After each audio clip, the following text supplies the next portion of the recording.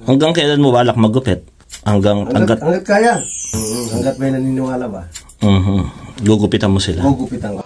Dito sa 353 4th Avenue, isang kababayan natin ang unti-unting gumagawa ng pangalan sa larangan ng hair cutting.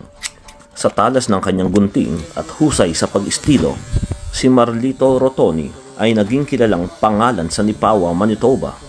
Hindi lamang simpleng panggugupit ang kanyang ginagawa, ito ay isang sining na nagbibigay ng bagong kumpiyansa sa kanyang mga parokyano. So good. Very good. Very good. And He's a very good stylist. Thank you. Wow!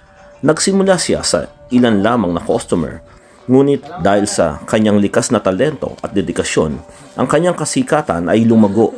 Ngayon, hindi lamang mga taga-Nipawa ang pumupunta sa kanya, mayroon ding dumarayo mula sa iba't ibang sulok ng probinsya ng Manitoba para maranasan ang kanyang pambihirang galing.